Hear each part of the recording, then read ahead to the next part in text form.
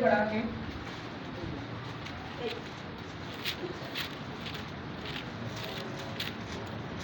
जेड़ा अत महान दी ओट विच वसदा है वो स्वर्ग शक्तिमान दे साजे हेठ टिकेगा।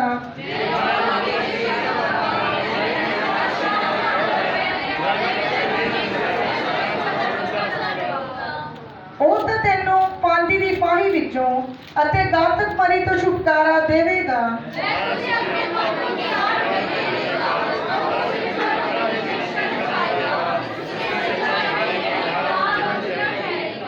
ਤੂੰ ਰਾਤ ਦੇ ਪੈਦਲ ਤੋਂ ਨਾ ਡਰੇਗਾ, ਨਾ ਦਿਨ ਦੇ ਉੜਦੇ ਬਾਣ ਤੋਂ।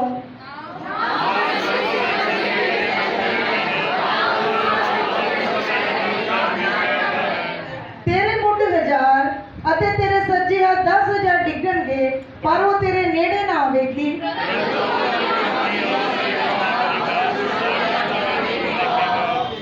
हे यहोवा, तू तो मेरी पनाहगाह है, तैं अत महान नूं अपनी वसों कर लिया।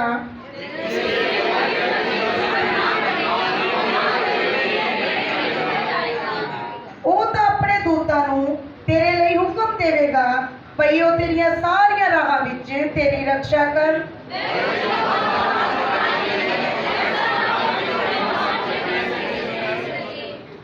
ਉਸਨੇ ਤਾਂ ਮੇਰੇ ਨਾਲ ਪ੍ਰੀਤ ਲਾਈ ਹੈ, ਸੋ ਮੈਂ ਉਹਨੂੰ ਛੁਡਾਵਾਂਗਾ, ਮੈਂ ਉਹਨੂੰ ਉੱਚਾ ਕਰਾਂਗਾ। ਉਹਨੇ ਮੇਰਾ ਨਾਮ ਜੋ ਜਾਤਾ ਹੈ।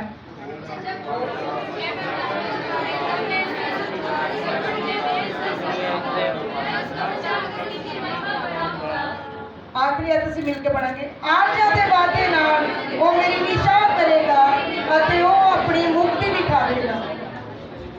धन्यवाद करांगे। धन्यवाद धन्यवाद धन्यवाद धन्यवाद धन्यवाद धन्यवाद धन्यवाद महान परमेश्वर का धन्यवाद करते तेरी महिमा तेरी करते परमेश्वर। तू कितना महान कितना दयावान है मेरे परमेश्वर, तेरा धन्यवाद करते हैं।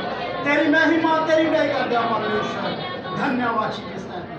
ਅਸੀਂ ਬਾਤ शुक्र है स्वर्गीय पिता, तेरा धन्यवाद करते हैं, तेरा शुक्र करते हैं आज के दिन के लिए। तेरी महिमा तेरी बढ़ाई करते हैं परमेश्वर। तू कितना महान है परमेश्वर। हुण तक तू परमेश्वर हमें चलाया, हम तेरा धन्यवाद करते हैं। तेरी महिमा तेरी बढ़ाई करते हैं परमेश्वर। तू कितना महान कितना दयावान मेरे परमेश्वर, तेरा धन्यवाद करते हैं। ताड़ी महिमा ताड़ी बढ़ाई करते हैं परमेश्वर। आज दे सबूर के लिए तेरा धन्यवाद करते हैं परमेश्वर। खास करके परमेश्वर मैं ना बोला, तेरा पवित्र आत्मा मुझ में होकर बातचीत कर मेरे परमेश्वर।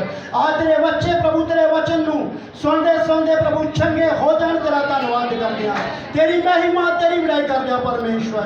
जो भी कोई आज परेशानी के हाल में है परमेश्वर, जो कोई दुष्ट आत्मा से जकड़े आया मेरे परमेश्वर, आज तेरे घर से छिपा होने के लिए मान रहे मेरे परमेश्वर। याद कर जो तेरा धन्यवाद करते हैं। तेरी महिमा तेरी बढ़ाई करते हैं परमेश्वर। आ यीशु आया साड़ी बेनती नूं सुन लिया, कबूल किया, जो कुछ मंगते पवित्र प्रभु यीशु मसीह के नाम विच आमीन। बैठ जाओगे सारे जने। मैं परमेश्वर का धन्यवाद करदा एक बार फिर की है तुहाडे नाल की है वचन देने लई खुदा ने मैंने मौका दिया।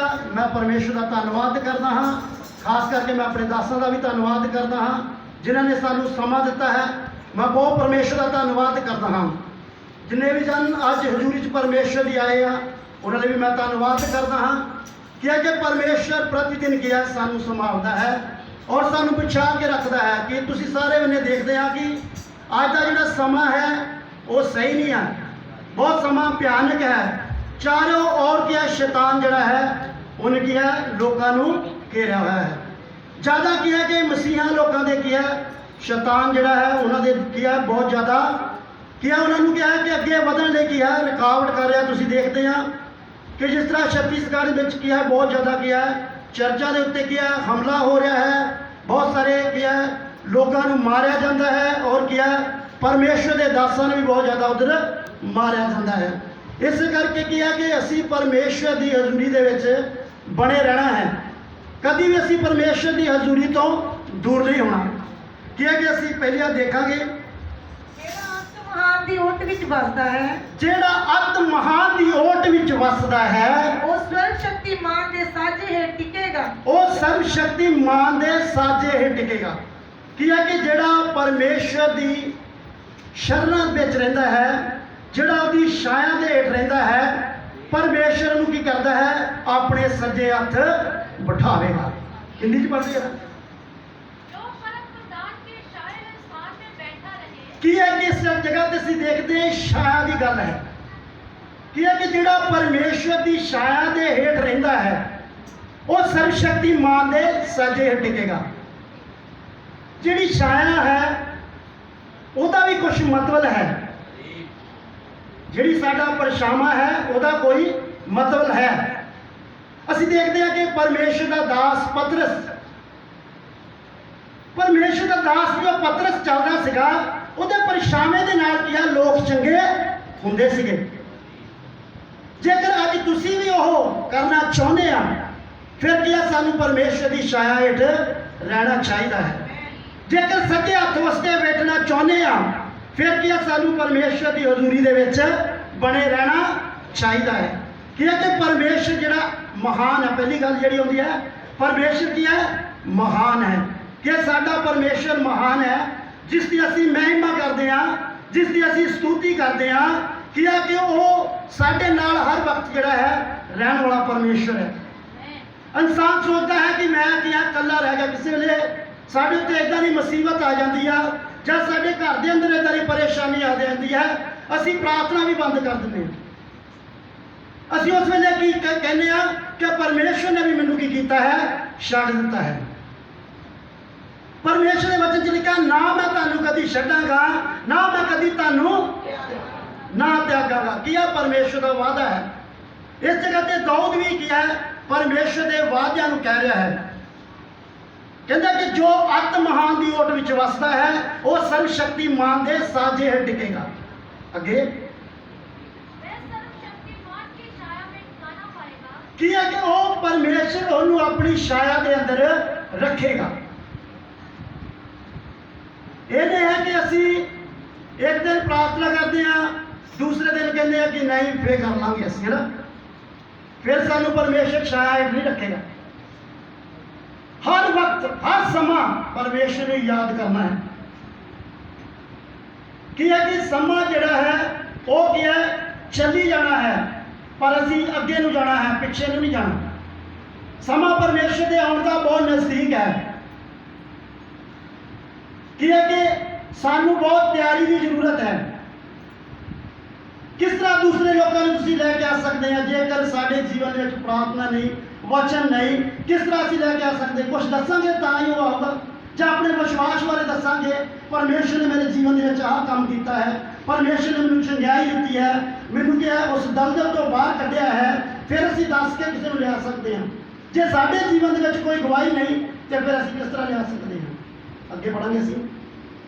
ਮੈਂ ਯਹੋਵਾ ਦੇ ਵਿਖੇ ਆਖਾਂਗਾ ਮੈਂ ਯਹੋਵਾ ਦੇ ਵਿਖੇ ਆਖਾਂਗਾ ਕਿ ਉਹ ਮੇਰੀ ਪਨਾਹ ਤੇ ਮੇਰਾ ਗੜ੍ਹ ਹੈ। ਉਹ ਮੇਰੀ ਪਨਾਹ ਤੇ ਮੇਰਾ ਗੜ੍ਹ ਹੈ। ਕੀ ਹੈ ਕਿ ਦਾਊਦ ਕਹਿੰਦਾ ਮੈਂ ਪਰਮੇਸ਼ਵਰ ਦੀ ਕੀ ਕਰਾਂਗਾ? ਦੁਨੀਆ ਦੇ ਵਿੱਚ ਪ੍ਰਸ਼ੰਸਾ ਕਰਾਂਗਾ। ਸਾਨੂੰ ਵੀ ਕੀ ਹੈ? ਦਾਊਦ ਕੋਲੋਂ ਸਿੱਖਣਾ ਚਾਹੀਦਾ ਹੈ। ਪਰਮੇਸ਼ਵਰ ਦਾ ਦਾਸ ਦਾਊਦ ਕੀ ਹੈ ਕਿ ਚਰਵਾਹਾ ਸੀਗਾ, ਕਿ ਭੇਡਾਂ ਚਾਰਨ ਵਾਲਾ ਸੀਗਾ। ਕੋਈ ਜੀਵਨ ਦੇ ਵਿੱਚ ਪੜ੍ਹਾਈ ਨਹੀਂ ਸੀਗੀ, ਕੋਈ ਡਿਗਰੀ ਨਹੀਂ ਕੀਤੀ ਸੀਗੀ। ਕੀ ਹੈ ਕਿ ਆ ਜਿਹੜਾ ਵਚਨ ਕੀ ਹੈ ਦਾਊਦ ਲਿਖਦਾ ਕੀ ਹੈ ਕਿ 150 ਜ਼ਬੂਰ ਜਿਹੜਾ ਹੈ ਉਸਨੇ ਆਤਮਾ ਦੇ ਦੁਆਰਾ ਲਿਖਿਆ ਹੈ। ਕੀ ਹੈ ਕਿ ਕਹਿੰਦਾ ਮੈਂ ਪਰਮੇਸ਼ਰ ਦੀ ਪ੍ਰਸ਼ੰਸਾ ਕਰਾਂਗਾ। ਪੜ੍ਹਿਓ ਦੁਬਾਰਾ ਜਰਾ। ਮੈਂ ਯਹੋਵਾ ਦੇ ਵਿਖੇ ਆਖਾਂਗਾ ਮੈਂ ਆਪਣੇ ਯਹੋਵਾ ਦੇ ਵਿਖੇ ਆਖਾਂਗਾ ਕਿ ਉਹ ਮੇਰੀ ਪਨਾਹ ਤੇ ਮੇਰਾ ਗੜ੍ਹ ਹੈ। ਉਹ ਮੇਰੀ ਪਨਾਹ ਤੇ ਮੇਰਾ ਗੜ੍ਹ ਹੈ, ਮੇਰਾ ਪਰਮੇਸ਼ਵਰ ਮੇਰਾ ਪਰਮੇਸ਼ਵਰ ਜਿਹਦੇ ਉੱਤੇ ਮੈਂ ਭਰੋਸਾ ਰੱਖਦਾ ਹਾਂ। ਜਿਹਦੇ ਉੱਤੇ ਮੈਂ ਭਰੋਸਾ ਰੱਖਦਾ ਹਾਂ। ਭਰੋਸੇ ਤੋਂ ਬਹੁਤ ਪਿੱਛੇ ਅਸੀਂ ਸਾਡਾ ਭਰੋਸਾ ਕਿਹਨਾਂ ਤੇ ਹੋ ਗਿਆ? ਸਾਡੇ ਦਾਸਾਂ ਤੇ। ਸਾਡਾ ਕਿਸੇ ਤੇ ਭਰੋਸਾ ਨਹੀਂ। ਅਸੀਂ ਕਿਸੇ ਲਈ ਪ੍ਰਾਰਥਨਾ ਨਹੀਂ ਕਰ ਸਕਦੇ, ਸਾਨੂੰ ਡਰ ਲੱਗਦਾ। ਅਸੀਂ ਕੀ ਹੈ ਜੇ ਸਾਡਾ ਘਰ 'ਚ ਸਿਰ ਵੀ ਦੁਖਦਾ ਅਸੀਂ ਪਾਸਟਰ ਨੂੰ ਫੋਨ ਲਾਉਂਦੇ ਹਾਂ। ਭਾਵੇਂ ਅਸੀਂ ਪੁਰਾਣੇ ਵਿਸ਼ਵਾਸੀ ਹਾਂ ਚਾਹੇ ਨਵੇਂ ਵਿਸ਼ਵਾਸੀ ਹਾਂ, ਪਰ ਵਿਸ਼ਵਾਸ ਸਾਡਾ ਨਹੀਂ ਹੈ। ਅੱਜ ਪਰ ਕੀ ਹੈ? ਪਰਮੇਸ਼ਰ ਦੇ ਦਾਸ ਤੁਹਾਡੇ ਨਾਲ ਹੈ। ਕੱਲ ਪਰਮੇਸ਼ਰ ਦੇ ਦਾਸ ਨਹੀਂ ਹੋਣਗੇ ਫਿਰ ਕੀ ਕਰੋਗੇ? ਫਿਰ ਵੀ ਲੱਭੋਗੇ। ਪਰਮੇਸ਼ਰ ਦੇ ਨਾਲ ਪ੍ਰਭੂ ਯੀਸ਼ੂ ਮਸੀਹ ਦੇ ਨਾਲ ਚੇਲੇ ਹਰ ਵਕਤ ਰਹਿੰਦੇ ਸੀਗੇ। ਔਰ ਜਦੋਂ ਪ੍ਰਭੂ ਯੀਸ਼ੂ ਮਸੀਹ ਨੇ ਉਹਨਾਂ ਨੂੰ ਘੱਲਿਆ दुष्ट आत्मा वाला की है आदमी मिल गया। और जिस वेले उन्होंने प्रार्थना की और दुष्ट आत्मा निकलिया नहीं, फिर मुड़ गए, फिर जाके प्रभु यीशु मसीह को दसन लगे कि साढ़े को दुष्ट आत्मा नहीं निकलिया। वो कहता तुहाडा विश्वास जिहड़ा है बहुत घट है। साडा विश्वास अज की है, दाऊद दस रहा है किदां दा होना चाहिए है। साडा की है विश्वास एक दृढ़ होना चाहिए, एक मजबूत होना चाहिए। जिस वेले भी तुसीं प्रार्थना करो कहोगे कि दुष्ट आत्मा निकलना चाहिए है कि कह के हटना है। इतना का तुहाडा जो विश्वास है वो तुहानूं कभी भी पिछे पैर नहीं देगा। ना तुसीं कहोगे कि परमेश्वर ने मैनूं छड्ड दित्ता है। इस तरह का तुहाडा जिहड़ा विश्वास है होना चाहिए है। ये नहीं कहना कि कोई मेरे नाल चलेगा तो मैं उत्थे प्रार्थना करन जावांगा। इस तरह विश्वास नहीं होना चाहिए। घरों ही विश्वास इस तरह होना चाहिए है कि मैं जावां और दुष्ट आत्मा तो उस इंसान नूं जां उस भैन नूं जां उस भाई नूं याद करके आवां। फिर क्या दाऊद वांगू साडा विश्वास हो सकता है। क्या कि गोलियत तो क्या नबी जिहड़े सीगे डरदे सीगे, पर जो दाऊद की है परमेश्वर की सामर्थ के नाल खड़ा होया, उस गोलियत नूं की कीता एक सेकंड दे विच मार के रख दिता। कि जिहड़ा उस तो बहुत ज़्यादा राजे भी डरदे सीगे। कि उहदा विश्वास सीगा एक दाऊद दा कि दाऊद के अंदर इन्नी परमेश्वर की सामर्थ सीगी कि इको ही पत्थर के नाल की है उन्हें उसनूं किया खत्म कर दिता। अगे बढ़ांगे असीं। ਉਹ ਤਾਂ ਤੈਨੂੰ ਫਾਂਦੀ ਦੀ ਫਾਹੀ ਵਿੱਚੋਂ ਅਤੇ ਘਾਤਕ ਮਰੀ ਤੋਂ ਛੁਟਕਾਰਾ ਦੇਵੇਗਾ। ਉਹ ਤਾਂ ਤੈਨੂੰ ਫਾਂਦੀ ਦੀ ਫਾਹੀ ਵਿੱਚੋਂ ਕੀ ਹੈ ਕਿ ਕੱਢ ਕੇ ਲਿਆਵੇਗਾ। ਕਿਸੇ ਵੇਲੇ ਬਹੁਤ ਸਾਰੀਆਂ ਸਾਡੇ ਵਿੱਚ ਕੀ ਹੈ ਮੁਸ਼ਕਲਾਂ ਆ ਜਾਂਦੀਆਂ। ਕਿਸੇ ਵੇਲੇ ਕੀ ਹੈ ਸਾਡੇ ਉੱਤੇ ਕੋਈ ਕੇਸ ਕਰ ਦਿੰਦਾ ਹੈ। ਫਿਰ ਉਸ ਕੇਸ ਤੋਂ ਕਿਸ ਤਰ੍ਹਾਂ ਅਸੀਂ ਬਚ ਸਕਦੇ ਹਾਂ। ਜੇਕਰ ਸਾਡੇ ਜੀਵਨ ਦੇ ਅੰਦਰ ਪ੍ਰਾਰਥਨਾ ਹੋਗੀ, ਸਾਡੇ ਜੀਵਨ ਦੇ ਅੰਦਰ ਵਚਨ ਇਹ ਹੋਗਾ ਕਿ ਅਸੀਂ दाऊद ਨੂੰ ਯਾਦ ਕਰਕੇ ਪ੍ਰਾਰਥਨਾ ਵਿੱਚ ਬੈਠ ਸਕਦੇ ਹਾਂ। ਕਹਿੰਦਾ ਕਿ ਉਹ ਤੈਨੂੰ ਫਾਂਦੀ ਦੀ ਫਾਹੀ ਵਿੱਚੋਂ ਬਚਾ ਲਿਆਵੇਗਾ और घातक मरी तो छड़ावेगा। दुष्ट आत्मा तो और क्या पीड़ता और क्या केस हो जाए वो परमेश्वर सानू किया उस तो कढ़ के लियाउण दी सामर्थ रखा। क्योंकि किसी वेले असीं जिस तरह इंसान देखता कि फांदी किहनूं कहंदे आ, जिस तरह असीं कहंदे कि एक सानू की है किसी ने फांसी दे लई रस्सा टंगिया कि उहदे विच जिहड़ा है इंसान नूं पाया जाए तो मुड़ के की है खत्म हो जाता है। परमेश्वर कहता उस रस्सियां तो भी मैं बचाउण दी तुहानूं ताकत रखदा। जे उस रस्सियां तो असीं बचना चाहुंदे हां तो फिर की है सानूं दाऊद वांगू की करना चाहिए है, विश्वास रखना चाहिए है। अगे पढ़ांगे असीं 10 पढ़ांगे। तेरे उत्ते कोई बुराई ना पवेगी, ना कोई बवा तेरे डेरे कोल उपड़ेगी, ना तेरे की है कोई भी बीमारी नेड़े आवेगी। अज की हर लोग जड़ा है बीमारी तो ना जी बीमारी है ना उन्हें हर कोई पीड़ित है। इस जगह पर भी बहुत सारे लोग बैठे हैं जोड़े बीमारी के नाल की है पीड़ित है। उस बीमारी तो किस तरह याद हो सकते हैं, कितना साढ़े डेरे के नेड़े नहीं आवेगी। इस तरह नहीं आवेगी कि 5 मिनट प्रार्थना कर ली चलो इस वेले दबा उठे चले गए काम से। इदा तो बीमारी को फर्क भी नहीं पैना, माड़ा जा भी नहीं। शैतान इन्नी प्रार्थना नहीं हिलता। जिस तरह असी गोडे टेकते उदा ही शैतान के गोडे भी टिकाने फिर भजना उन्हें। ये नहीं है कि 15 मिनट प्रार्थना कर ली 15 मिनट शाम को कर ली चलो जी वचन पढ़िया ही नहीं। शैतान को कोई फर्क पैन वाला नहीं था, कुछ नहीं होना उन्होंने। घट्टो घट्ट 1.5-2 घंटे 2.5 घंटे 3 घंटे ताड़ी प्रार्थना होनी चाहिए है। तुसीं शैतान के नाल लड़ना है। ये नहीं है कि 15 मिनट प्रार्थना कर ली सवेरे कर ली शामी कर ली चलो जी शैतान भज गया। शैतान ने नहीं भजना ये दाऊद वांगू मजबूत होना पैना फिर ही शैतान ने भजना। समा कढ़ना पैना। परमेश्वर के वचन के लिखा कि समा कढ़ो, कट्ठे होना ना छड्डो। कला कला प्रार्थना करके सो जाता वो रात को हुंजा मार सकता उठ फिर कि दूए दिन प्रार्थना करती जो सवेर ਨੂੰ फिर ਫੋਨ ਲਾਉਣਾ भाई साहब जी राती सुपने बहुत भैड़े आ सुपने आने ही आ ਜਦੋਂ ਅਸੀਂ ਪ੍ਰਾਰਥਨਾ ਹੀ ਨਹੀਂ ਕਰਨੀ ਤਾਂ ਸੁਪਨੇ ਹੀ ਆਉਣੇ ਹੋਰ ਕੀ ਆਉਣਾ ਹੈ ਹੋਰ ਮਨੀ ਆਰਡਰ ਥੋੜਾਉਣੇ